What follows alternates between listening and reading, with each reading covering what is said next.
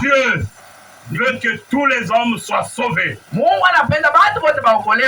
les hommes là, c'est y compris toi aussi. Tous les hommes, ce n'est pas seulement le monde de l'au-delà.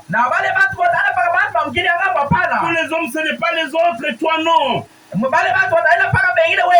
D'abord toi-même. Le Seigneur s'est sauvé d'abord lui-même. J'aime cette manière de notre Seigneur Jésus-Christ de parler. Il était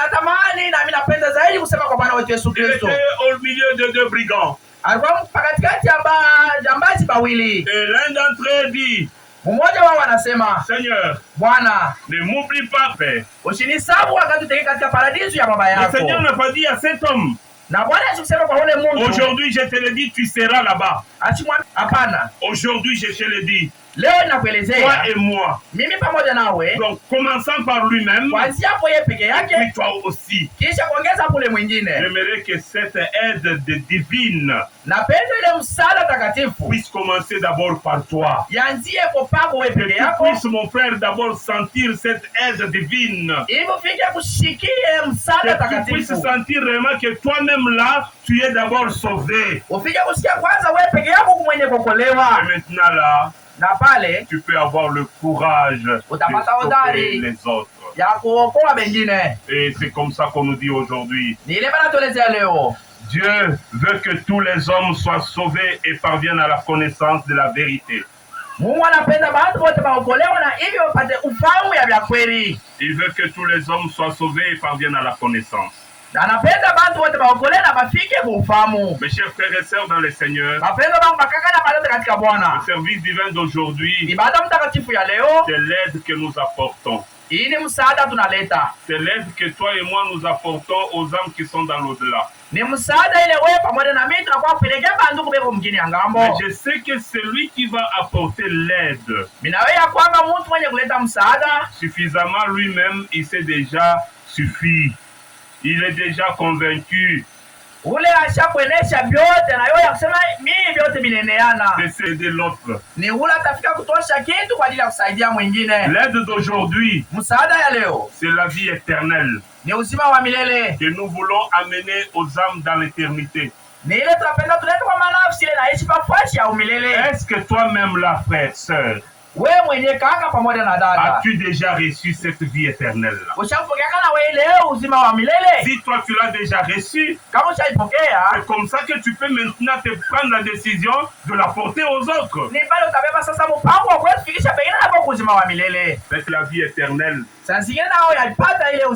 Mais tu te dis ce matin, moi je vais apporter cette vie éternelle, je vais apporter l'aide aux âmes qui sont dans l'éternité.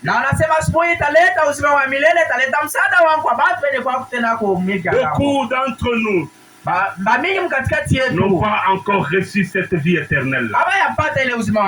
Beaucoup d'entre nous, nous disons nous sommes chrétiens, mais nous ne sommes pas à la hauteur de connaître la vie éternelle, c'est quoi? Le Seigneur Jésus-Christ est en train de dire, et nous lisons dans l'évangile selon Jean le chapitre 17. Et vous prenez le verset 3. C'est qu'ils aient la vie éternelle, et la vie éternelle c'est de connaître toi l'éternel Dieu. Ce matin, est-ce que as-tu déjà reçu la vie éternelle? La vie éternelle, ce n'est pas être appelé chrétien. La vie éternelle, ce n'est pas l'appartenance à l'église. La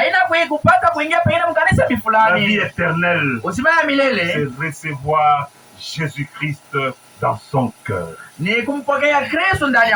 Celui qui reçoit le Seigneur Jésus, il reçoit la vie éternelle. Celui qui reçoit le Seigneur Jésus-Christ, comme lui-même le dit, si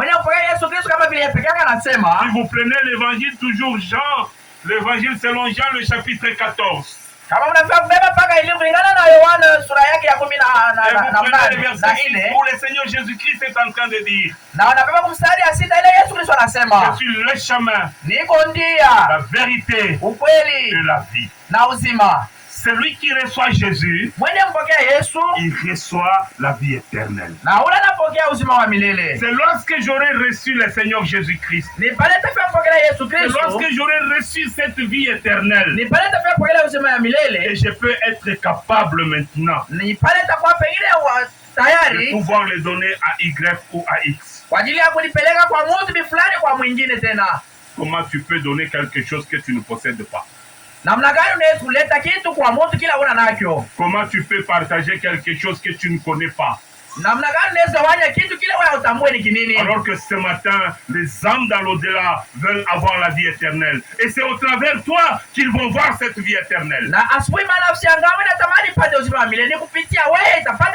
Maintenant, pose-toi la question, mon frère.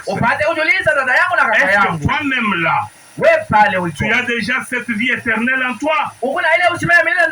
Toi-même là, tu as déjà cette vérité en toi? Parce que Paul dit ce matin, c'est qu'ils parviennent à la connaissance de la vérité. Si nous parvenons à la connaissance de la vérité, nous sommes sauvés.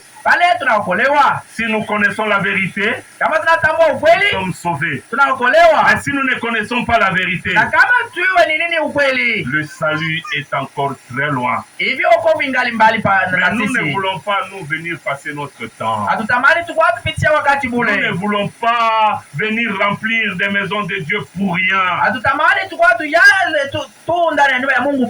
Nous voulons bénéficier le bienfait de notre Dieu. Et c'est pourquoi ce matin, mon frère et ma soeur, Dieu t'appelle d'abord toi. Il te dit, viens. Viens et reçois la connaissance de la vérité. Viens et reçois la connaissance de la vérité, afin que toi d'abord tu sois sauvé. C'est seulement lorsque toi tu seras sauvé que tu peux maintenant sauver les autres.